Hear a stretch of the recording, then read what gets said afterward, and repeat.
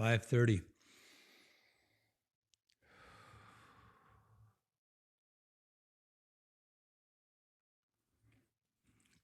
Good to be here. And thank you for being here in these unprecedented and wild and stunning times.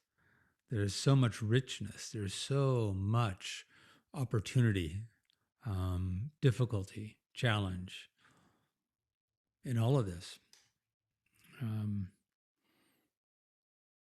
Joseph Campbell has a beautiful model. Joseph Campbell, who's the mythologist who passed a few years ago, and he was a mythologist, and he studied all the classic archetypes. You know, the hero, the victim, the king, the shadow, the light, the dragon slayer. You know, the goddess. There's all these different archetypes. And he has a model called the hero's journey, which is a beautiful model that he talks about how if we kind of think that life should just be this beautiful journey from A to B, you know, can't things just go the way I had them planned and go the way I want them to go without all the hiccups and difficulties? Can it just go from A to B? And wouldn't that be nice? And of course, that's not the way life works. And if you know, on the heart monitor, you know, if you're a flat line, that's you're dead. So to be alive, to be richly alive, is to experience the ups and downs. And in his model, he says, you know, on that journey from A to B, you're going along, but then something happens, and he calls it the herald. And it's basically when life throws you a curve and does something quite different than what you expected, and you're faced with a challenge that you've never faced before. And in that, we typically go down into what he calls the pit of despair. But it sends us into this place of, I don't know what I'm doing. I've never been here before. I don't know the way out. This is uncharted territory. I'm not sure how I'm going to work with this or how I'm going to make it out the other side.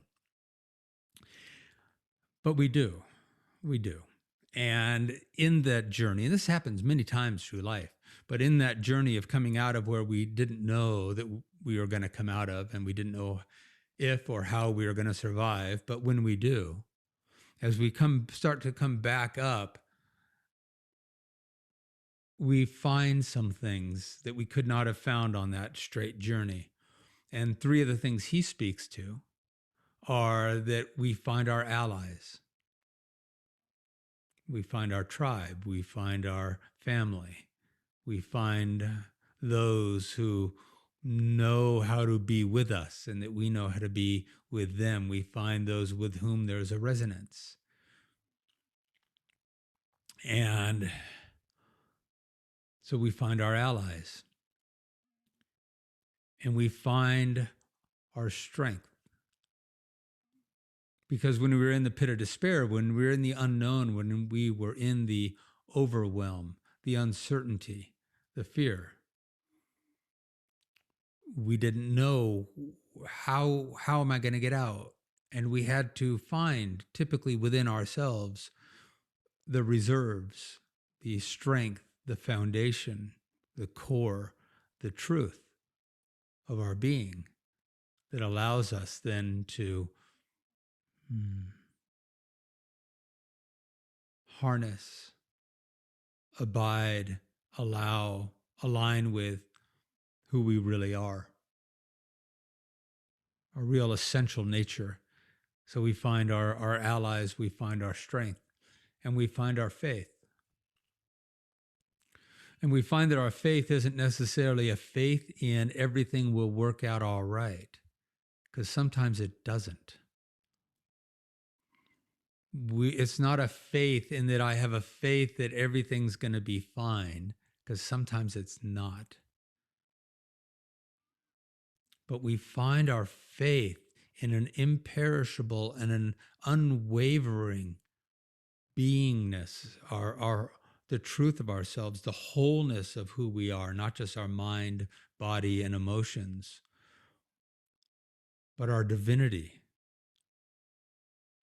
not only our connection to consciousness, to loving awareness, to grace, but that we discover that who we truly are beyond the mind, body, and emotional form, who we truly are is grace manifest into the human experience.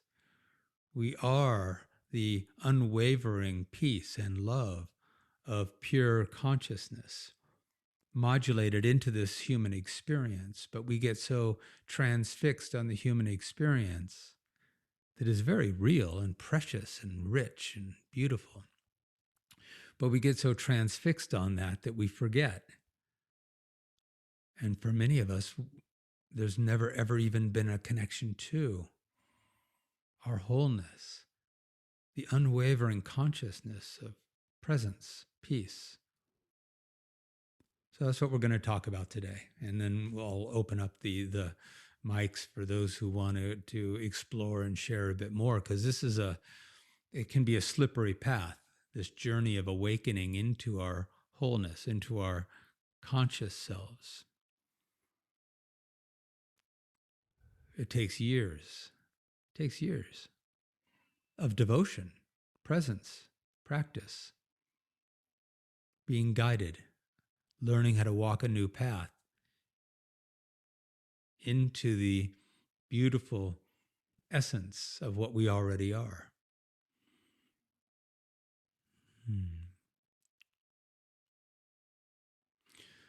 So I find that typically the best shares are the most personal shares and the most honest and authentic and vulnerable shares. This morning, I woke up and there was an anxiousness that has been there all day, varying degrees. But it's just been a low-lying hum of anxiousness, not feeling quite safe. Certainly don't know what the heck's going on, what's going to come next, how it's all going to unfold. There's things within the family that are dynamics to be worked with, things within friendships, relationships that are shifting and changing. Certainly within the world of finances and work. And I've been learning how to deal with all this technology, and I'm live streaming this from Zoom over to Facebook, and that took a long time to figure out, and things that I think are supposed to work and then they don't. And so there's a lot of uncertainty, of instability. And inherently, when there's so much uncertainty and disruption, and the things that used to seem stable, that I could, quote, rely on, a lot of that isn't reliable. I've known that, but I could pretend it was.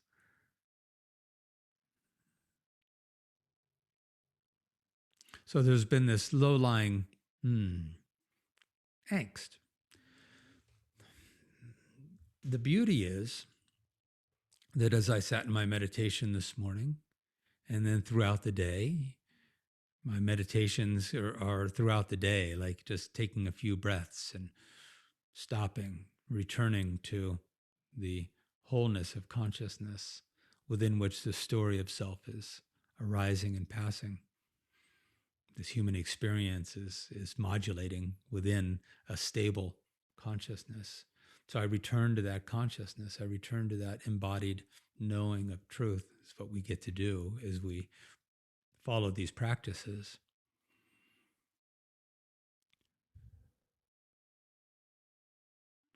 And that is a more reliable truth now.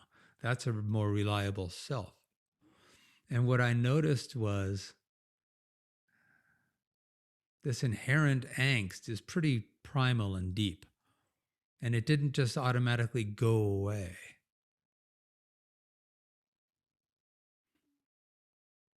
I just didn't believe it. I don't give it a lot of weight.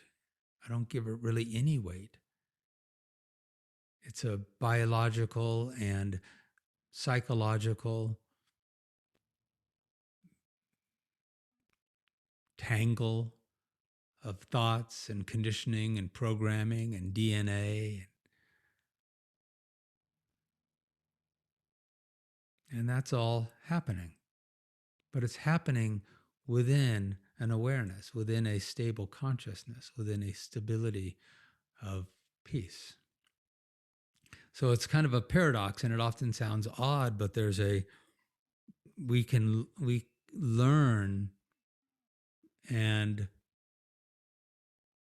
awaken and become more familiar with an essential peace that transcends this human experience, that is always present, always, always, always, always. When the mind lets go of a certain thought pattern, there's a peace that is always there. And so I mention this because it's so good for us at these times to know that even when we are feeling anxiety, uncertainty, fear, confusion, anything,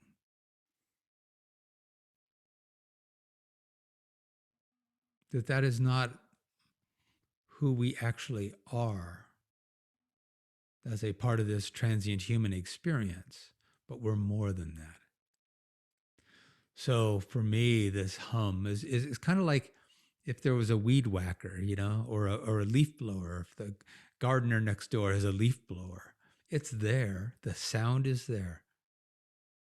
Whether it bothers me or not is up to whether or not I give it meaning, whether or not I give it weight, whether or not I choose to be ruled by, guided by, led by this primal angst.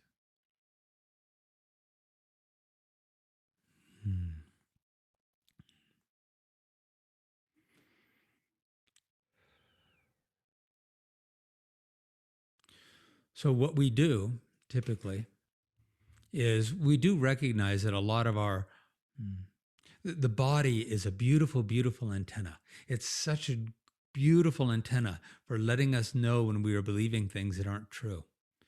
So letting us know when we are believing in our own mind, when we're believing in our thought patterns, when we're believing in the stuff we're making up about the world, about the conditions, about the situations, about the unknowns. And it starts to feel constricted or tight or defensive or small.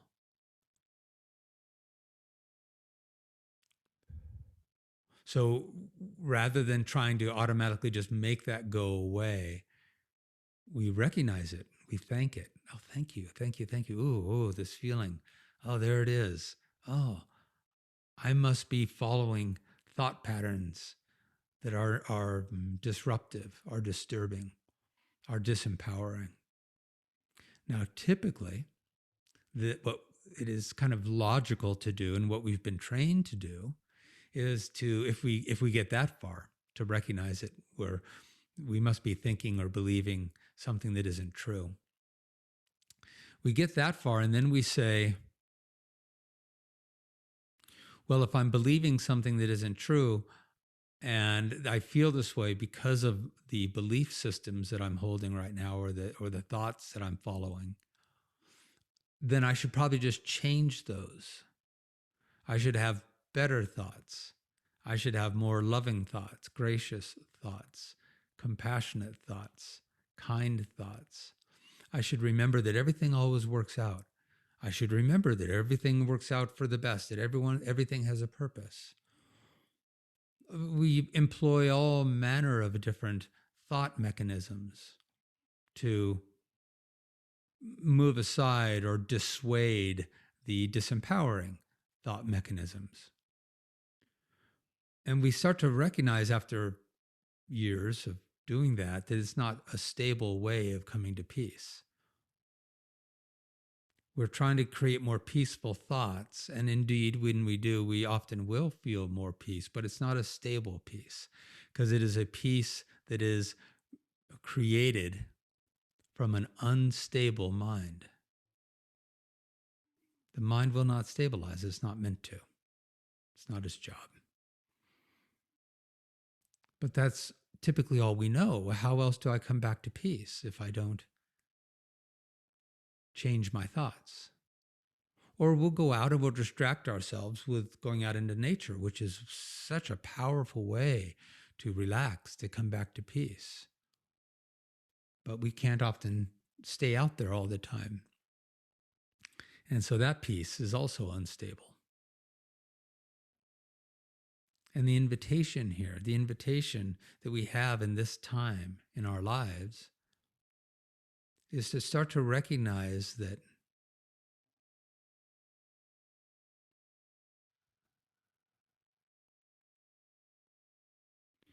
what we are is more than, larger than just our mind, body, emotions, and sensations that are always coming and going, always. But there's something that doesn't come and go.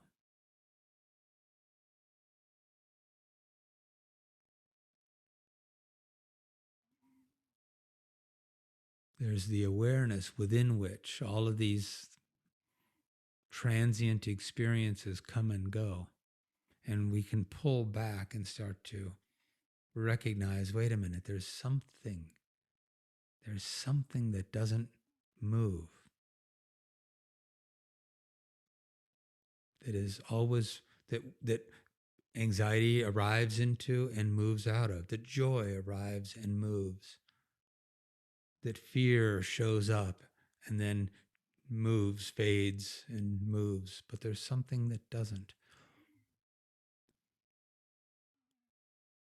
And so we'll explore that a little bit, but that's what the meditations of inquiry, of self-inquiry are to point to and to recognize that there's a inherent imperishable peace. And to move that from an idea into an embodiment takes practice. It takes experiencing it little by little by little until those little bits of experience start to come together into a whole. And it moves out of an idea into an experience. So with that so far, because this can start to get a bit esoteric if one's not practiced in this. If these are some new ideas, this can get a little bit squirrely, but asking questions and getting some guidance can be valuable. So, Fran, hi, I see your little microphone just popped off or on. Hi. Hi, I am very comfortable right now, so I turned off my camera to remain comfortable. Yay. Oh, good for you. I mean, that was just so fascinating. I was just going to allow you to keep speaking because it felt very it felt exactly like what I am experiencing right now. Mm. So amazing because the conversation that I had with someone right before, it's like all the conversations that I'm having with my friends or people in my life that in some ways are also experiencing like a spiritual journey Yeah. often talk about like focus on the happy, remember the happy, all this stuff, and I'm like that's just not what I'm experiencing right now. Right. Hard as I try, and sometimes it can get like a little like, woe is me, I'm wallowing, and I try to like observe that. I'm like, I'm just not experiencing focusing on the happy right now. And so you telling me that is just making me feel more and more insane of like, why can't I do this with my brain? Ah, because you can't do it with your brain. Exactly. Exactly. And I'm like, I'm just trying to like observe what's going on.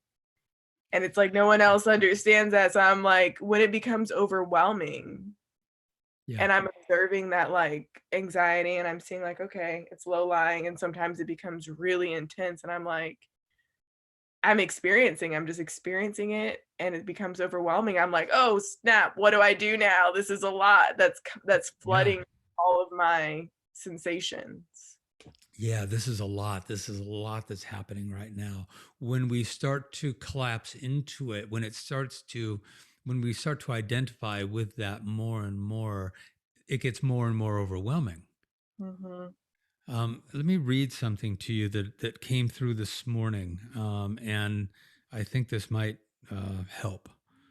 Let's see here. Let's see if I can even find it. There we go. Okay. So does that work? Do you have a specific question I can answer or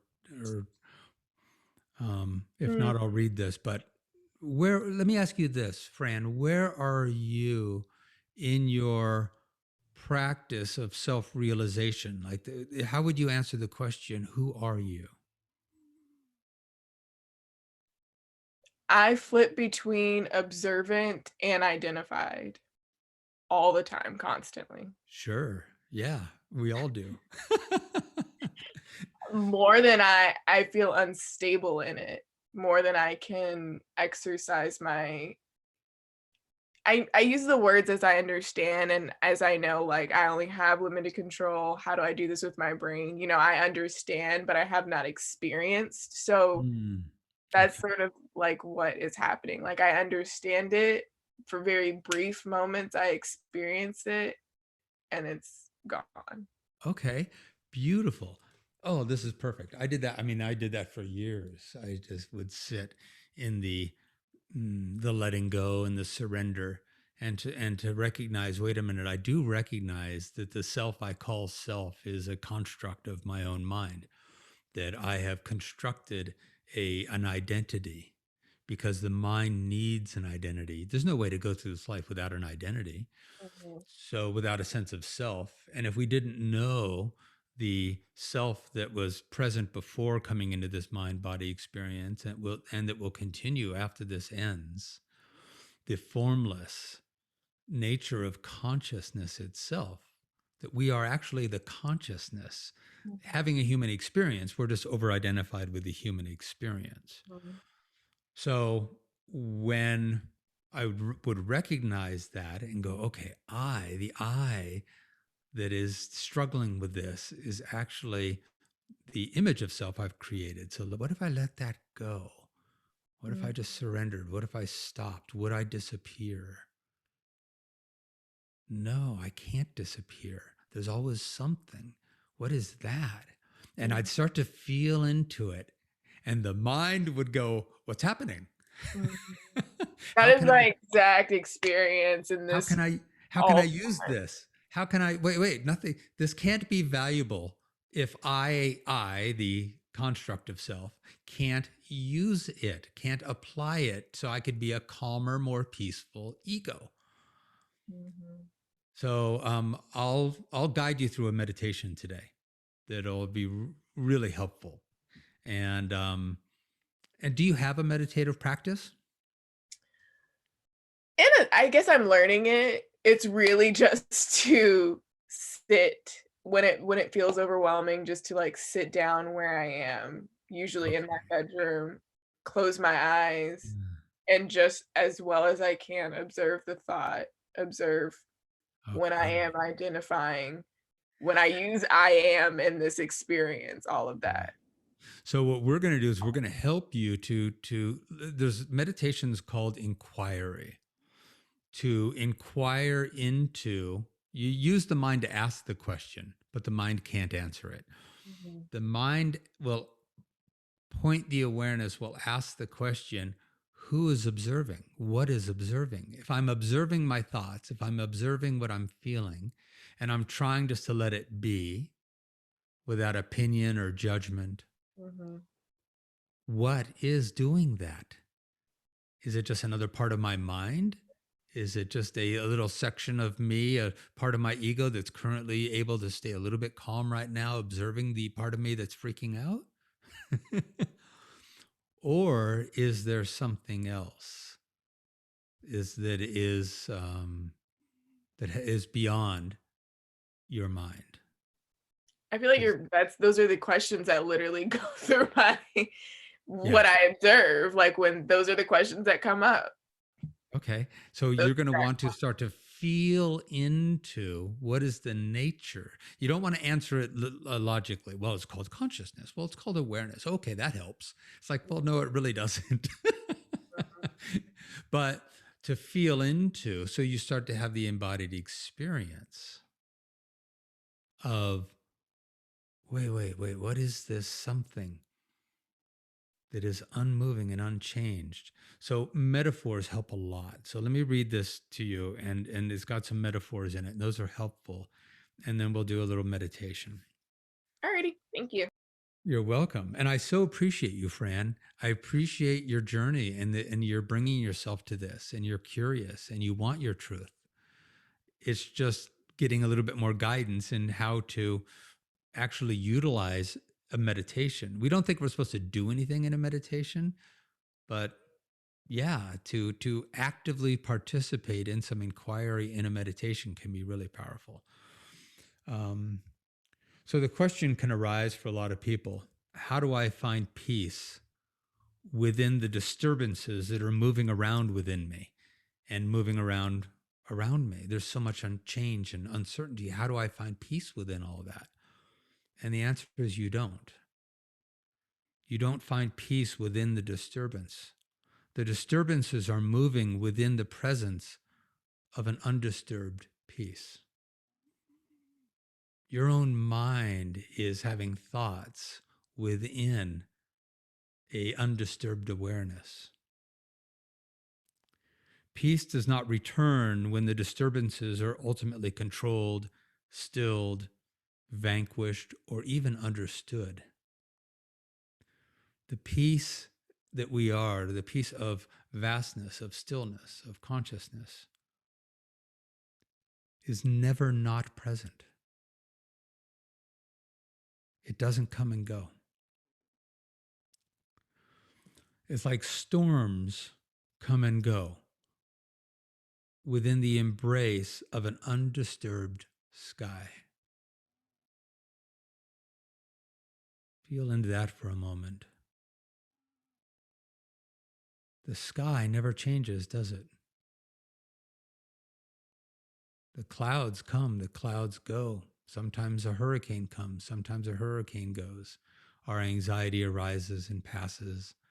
Our fear arises and passes. Our joy arises and passes. The sky never changes. Waves may rage upon the surface of the deep and abiding ocean. The ocean is undisturbed. Maybe just 3-4 feet down below the surface, the ocean's chilling out, going, wow, yeah, storms are raging today. The mind is racing. My conditioning is happening. My programming is rampant. My DNA, my fears are strong today.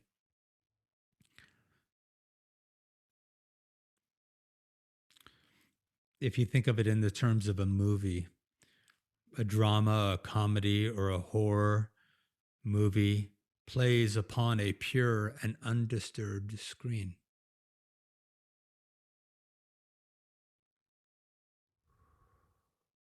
Even the most horrific movie does not stain the screen. It comes, it goes. The mind's projections come and go. The screen, undisturbed. But it has to be there for the movie to play out. So pure awareness, just undisturbed, peaceful awareness, which is what you are, is there. It's always there. So the transient movement of mind, of emotion, of the body appear and disappear within the undisturbed peace of pure awareness.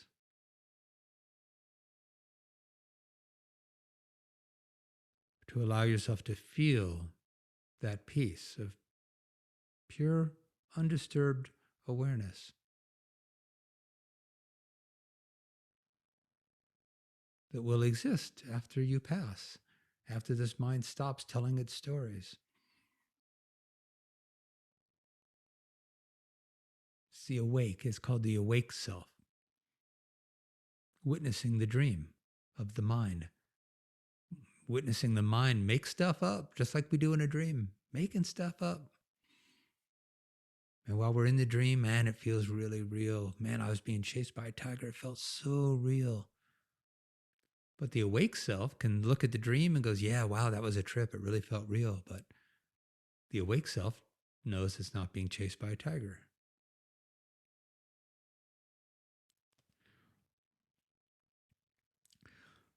So all movement appears within a great stillness.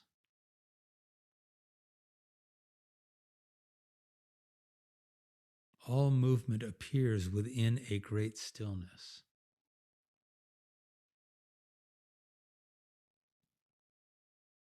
It's just that we're more identified with the transient and unstable disturbances and joys of the mind and of the world of form. We're more identified with that than we are with the imperishable peace of consciousness, formless, within which everything comes and goes, arises and passes, is born and dies.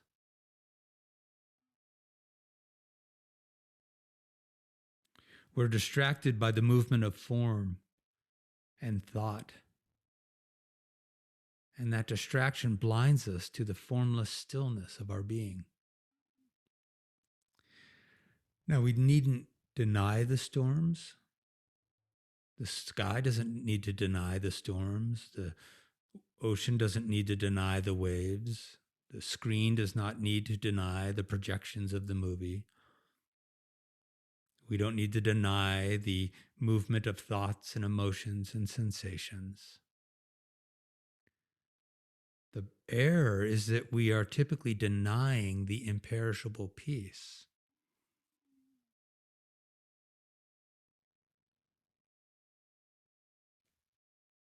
And in the denial of the imperishable peace, we have nowhere reliable to rest. While we may graciously witness all the disturbances moving within us and around us.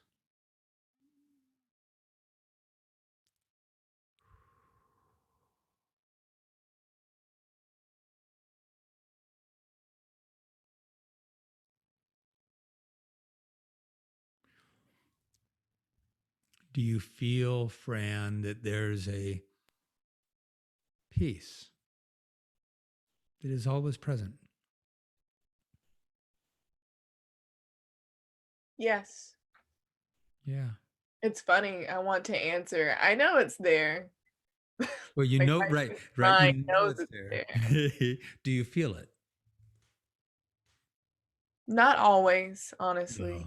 no, of course not. I don't either. Always. More and more because this is the practice.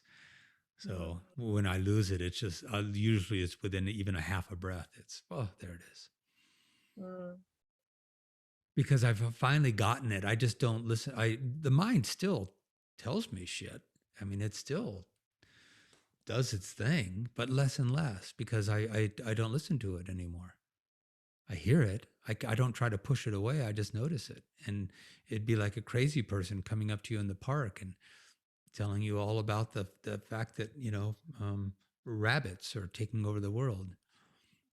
mm. You'd hear them, but you wouldn't like go, oh my God, I was having such a lovely day. Yeah, that has been quite the struggle, is when I hear them. when I hear all of that stuff working, the body doing its thing, the Mhm. emotions that rise, and the mind wanting to make all these labels, I hear them, and very quickly it becomes wanting to put meaning to it and Yeah. understand it so much rather than just saying, like, "These are just thoughts. They're just thoughts." They're just thoughts. And the idea in a meditation isn't to empty the mind of the thoughts, it's just to recognize that all thoughts are empty. Ooh. All thoughts. Ooh, I know that one got me too the first time I ever heard it. It's not about emptying the mind of thoughts. Oh God, I'm not meditating well because my mind's got thoughts. No, it's like, okay, yeah, there they are. They're just your mind's making stuff up again. That's what it does. Mhm. You try to push them away, you start to give them form. You start to give them substance. Mhm. Yeah. Okay. Um, yeah. Oh, so here's a practice. Right now, look around the room you're in. Allow yourself to see things and don't name them.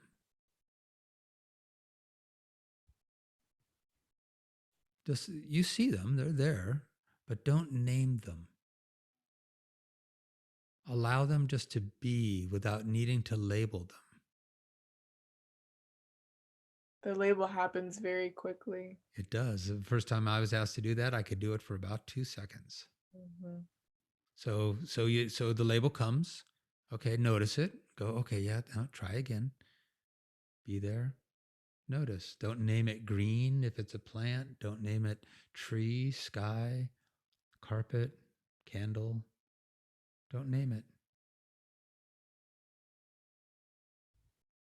And it's like you pull back rather than being so focused on the object, whether your attention is on the object, let your attention be in your stability, in your peace.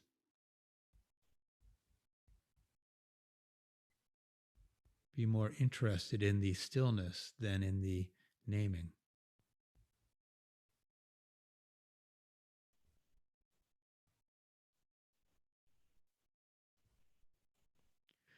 The reason we practice that, Fran, is because it's the same thing as not naming your own thoughts, Mm.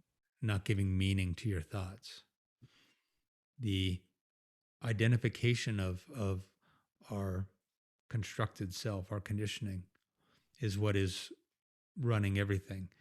So you start to recognize that typically the noise in your own head is the habit of everything you gaze upon. There's some dialogue, usually kind of quiet, it just happens. The dialogue is, what do I think about that? What do I think about that? Do I like it? Do I not like it? Is it valuable to me? Is it not valuable? Is it a threat? Is it pleasing to me?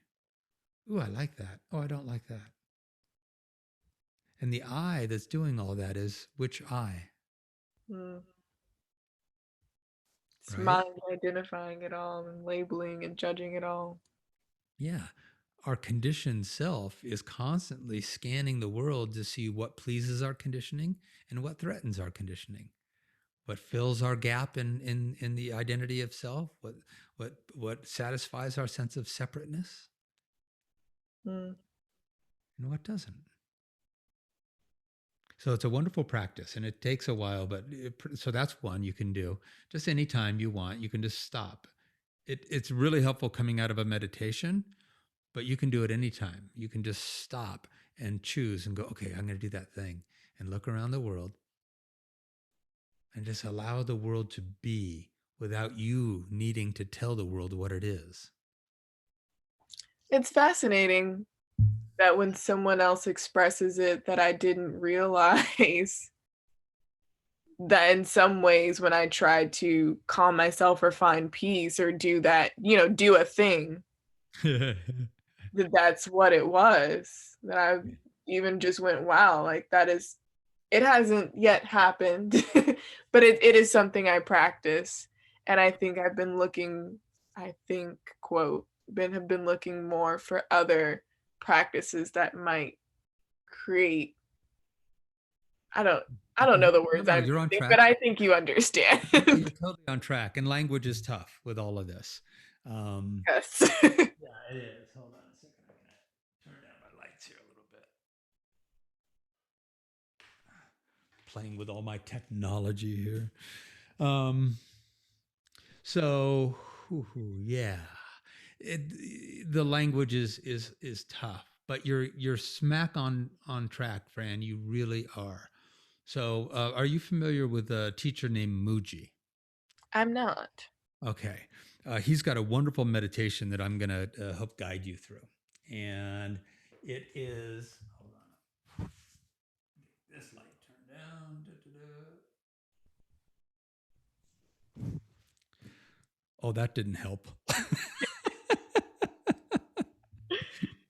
Oh, that's hysterical. Let me see what happens when I do this.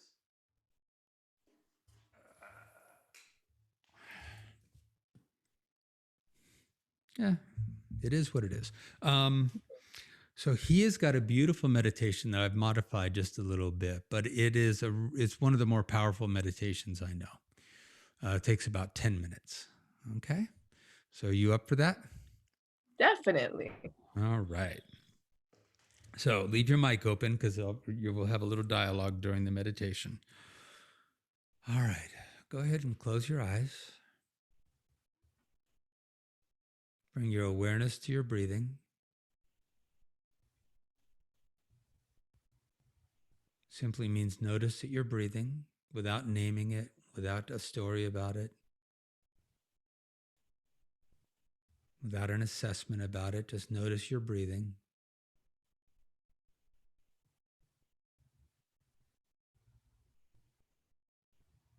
Allow your awareness to follow the breath into the body and become aware of the presence of a body.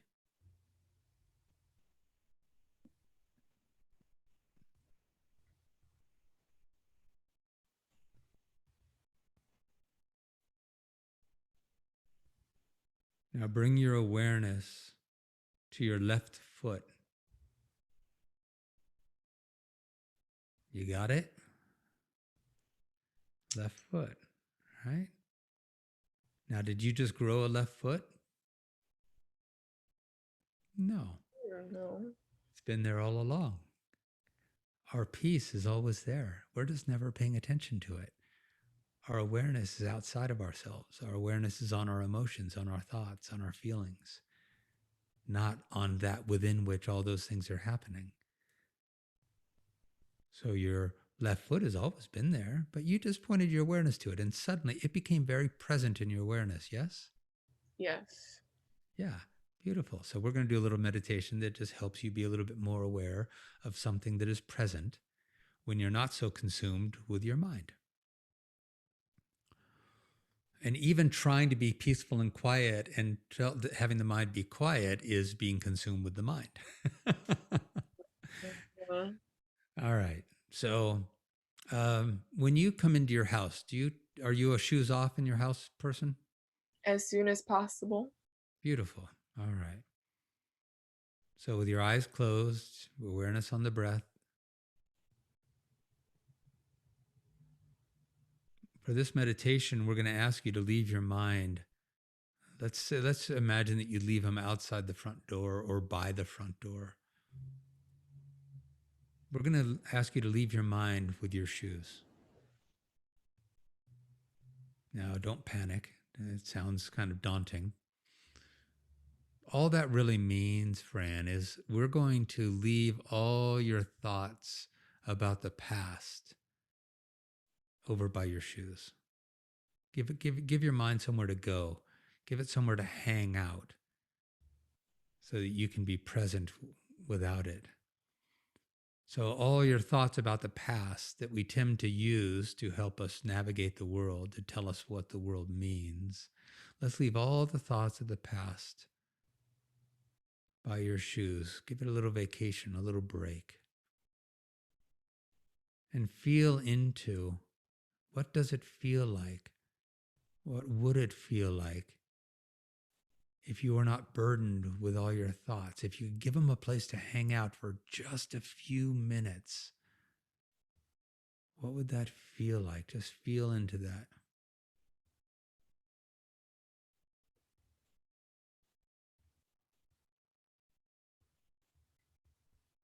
And when you imagine, when you feel into the feeling of not being burdened with your thoughts, and what if you didn't have a past? But if you could just put it down for a little bit, you wouldn't disappear. You would still exist. You don't need it. So if you put all that down for just a little bit, does that seem possible? As possible as I can can muster. Okay. Yeah. You don't need them, just for a few minutes. We're not asking you to live without your thoughts of the past. We're not asking you to never pick them up again. They'll be there. Trust me, they're going to be more than happy to jump back on board. You're not going to lose them. So just give yourself a few minutes to say, you know what? What if I could just be? What if I could just be for just a few minutes without all my thoughts of me and the past and who I am, and just let all that go for just a little bit. No efforting here. And as long as we're leaving all the thoughts of the past over by your shoes, let's leave all the thoughts of the future out there too. All the thoughts of, am I doing this right? How's this going to help? What will this benefit me? What will life be like after I do this? No, let's leave all those outside for a little bit too. All the thoughts of the past set down, all the thoughts of the future, don't touch them, don't pick them up. Even if they try to get your attention, just don't touch them. And you may notice that even with your mind largely set down for a little bit, as much as you're able, you still exist. There seems to be something present, a presence, a something that isn't conjured by your mind.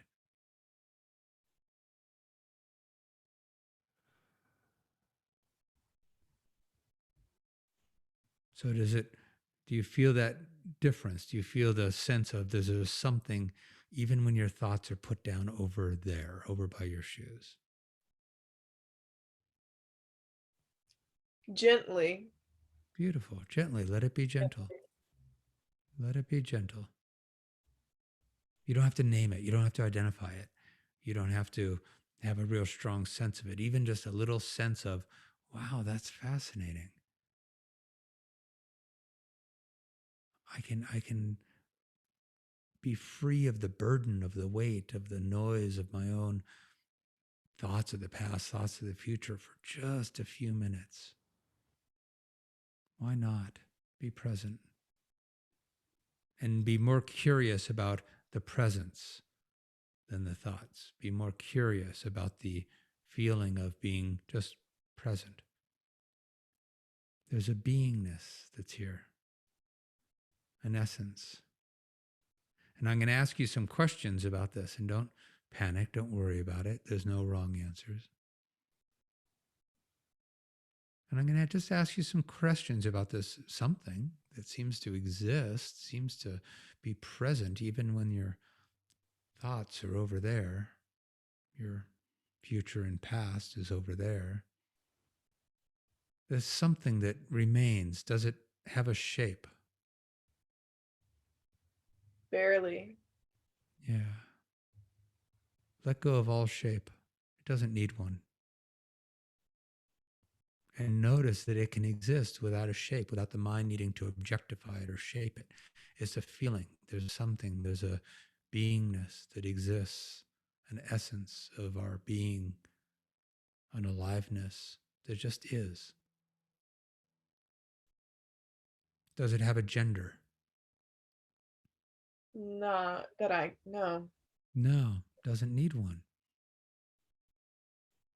Genders come and go, lifetimes, different genders change within a lifetime for some. So no shape, no gender.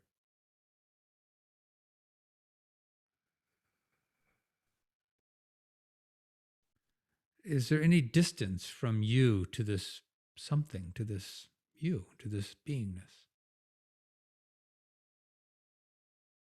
Is it in front of you, behind you, outside of you? Is there any distance from you to it? It's all around. Mm-hmm. Beautiful. Let it be all around and within. Let it just be. No boundaries. No shape, no gender, no boundaries. Just is an isness. Does it have an agenda? Not at all. Not at all. Fascinating, isn't it? No agenda. Just is. Did it just arrive from somewhere? No. Wow. Didn't arrive from somewhere. And if it didn't arrive from somewhere, then that kind of means it doesn't come and go. So can it ever really go away? Mm.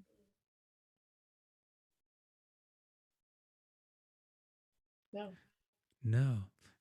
I love the pause there because that one's tricky. Wait a minute. It really seems like it's not there sometimes. Well, yeah, but your left foot is always there. You just bring your awareness to it and oh, there it is. This is always present. Always. When we're not listening to and identified with the mind. So no shape, no gender, no distance, no edges, no boundaries, no agenda. Didn't come from anywhere, doesn't go anywhere. If anyone said anything disparaging about you, would this care? Just fall away. Yeah, just be like, wow, okay. It's curious about everything, but it doesn't take anything personally because it's beyond the person. The person is left over. The person happens in the mind. The mind is over by the shoes. The beingness of you is always present beyond the dream of the person. There's just this something, and to feel it, feel how gracious it is, feel how it's unperturbed. It's like the sky witnessing a storm and going, whatever. The ocean witnessing the waves. This is you, the essence of beingness, witnessing mind, witnessing thoughts. But the main thing is to feel it. The feeling of the vastness or the liberation or the peace. And imagine never budging from this. And being able to not only meet all the transient conditions of life from this unbudging presence of curiosity and witnessing,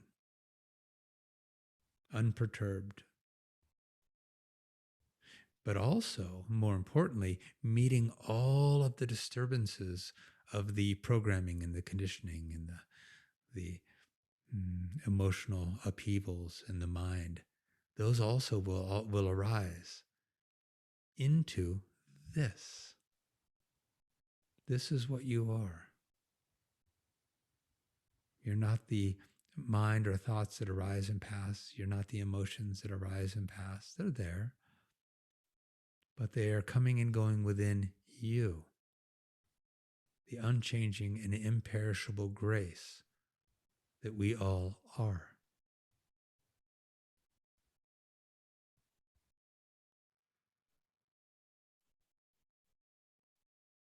Take 3 good deep breaths,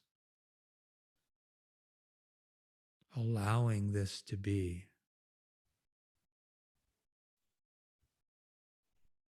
Noticing that this is the allowing. Allowing is not an action of the mind, it's the essence of our being. No agenda, no disturbance. And it will notice and witness and hold space for our emotional disturbances, our mental disturbances, our sensational disturbances. It's like a loving parent that just holds its arms open and says to the scared child, "Come here, come on, come here, I've got you. Cry, feel fear, feel pain, feel grief.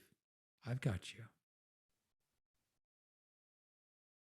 We are both the parent and we are the child.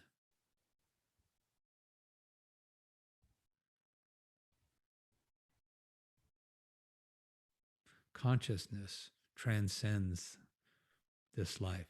It transcends. It's aware of itself through this life, but it is untouched by this life.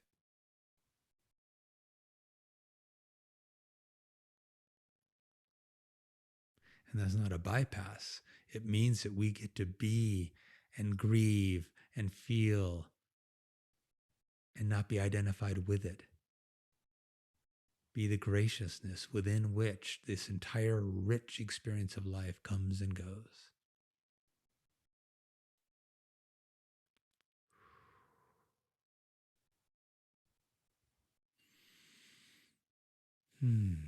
So where does that take you? Where does that land you?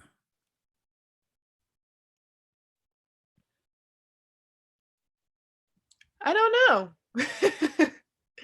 I don't think I have any words for it. Mm-hmm.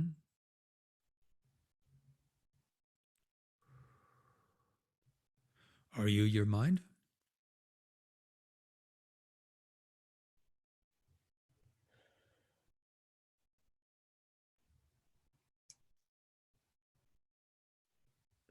I don't know how to answer. Yeah. So these are the inquiries. These are the things to feel into. And I'll leave you with this one, that notice. Have you ever had a single thought that has lasted your entire life, that's been there every second of your life? No, No. An emotion? not every second. No. Exactly. A sensation? No. They all come and go, don't they? Yes.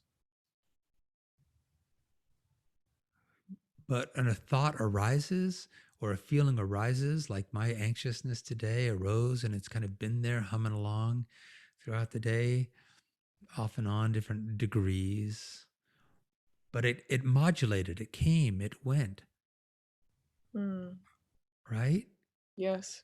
I don't. Mm. So you don't come and go. You are the consciousness, you are presence.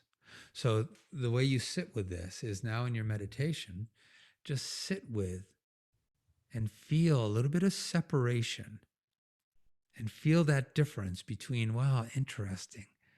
There's my mind, there's my thoughts, there's my emotions. There they all are. They're all coming and going within what? Now we can call it consciousness or we can call it awareness, but you just had a little bit of an experience of it. And when I said, does it have an agenda? And you were like, not at all.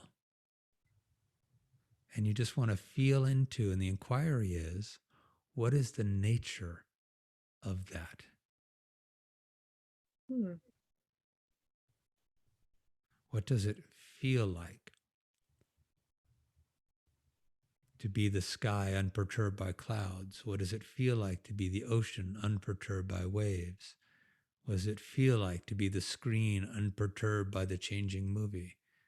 What does it feel like to be consciousness unperturbed by your own transient thoughts, beliefs, emotions, and sensations?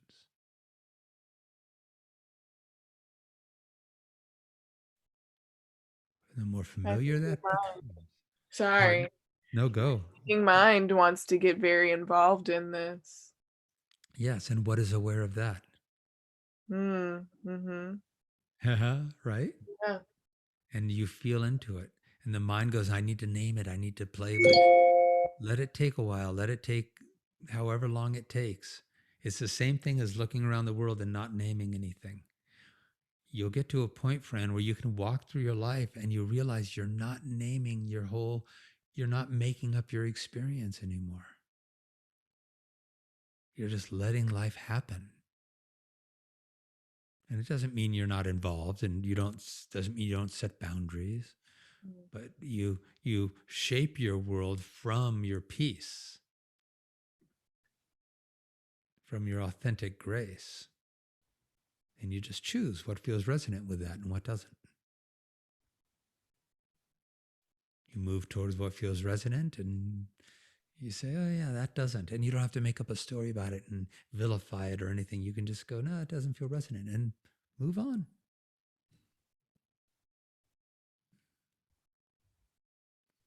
So that's the practice. And that's what can take a long while, but it's worth it.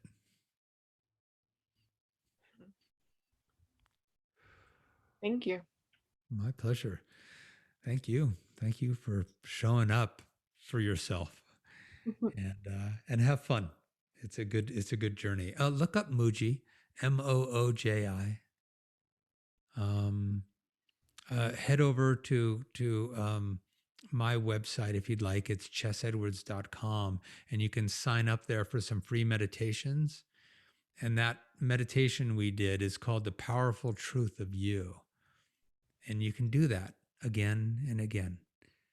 And it'll make more, I want to say make more sense. It'll feel more enriching or more stable each time you do it. Mm. I want to say I understand. And you do. Yeah. And that's true because that's where it starts. Give me a concept, give me some sense of what the heck's going on. And so I can go, oh, I get it. Mhm. Great. Perfect. Now hang with that concept and feel it. You got to get it first. It typically you get it you understand it first, and then you let it, then you feel into. Mhm. There's a thing called consciousness that is unmoving. It's like the screen and a movie plays on it. My mind is the movie, but what I really am is the consciousness within which this movie is coming and going. Find something, Fran, that resonates with you in the teachings, and then sit with that Yeah. and marinate in that. Take a little snippet, take a little, like I used the sky and the clouds for a while. I would just sit and go, that really resonates. Sky doesn't move. Sky's always present. My mind is like the clouds. And then I would sit and I would just feel into what is the nature of this skyness. And it became more familiar. Mhm. All right. Beautiful, my dear. Thank you. Thank you. Yeah, my pleasure. All right. So we're going to wrap it up here. Take a few good deep breaths.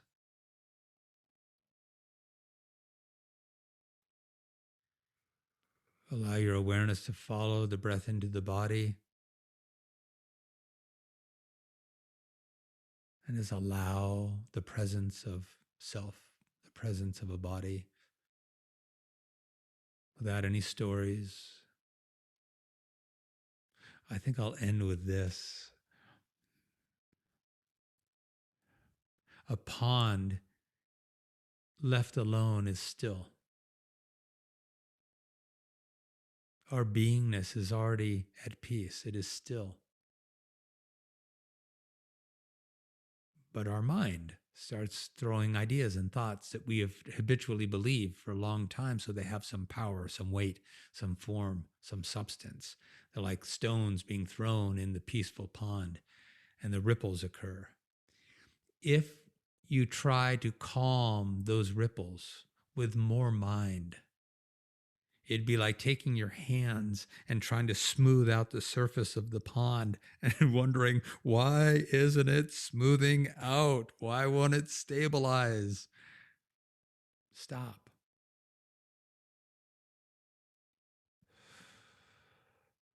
Stop trying to do anything with any of it. and feel into what is the grace of stillness. And the mind says, I don't understand how that will do me any good. Notice that. Notice that. What is aware of the mind trying to grab hold of the experience? Notice that.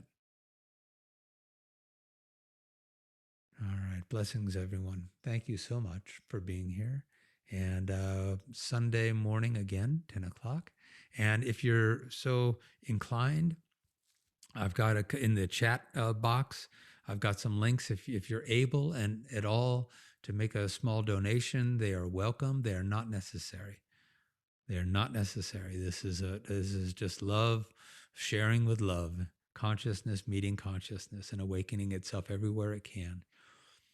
And to help support the this and all that it takes to put this together, if you're able, you can follow the link to Venmo or PayPal, and they're in the chat box.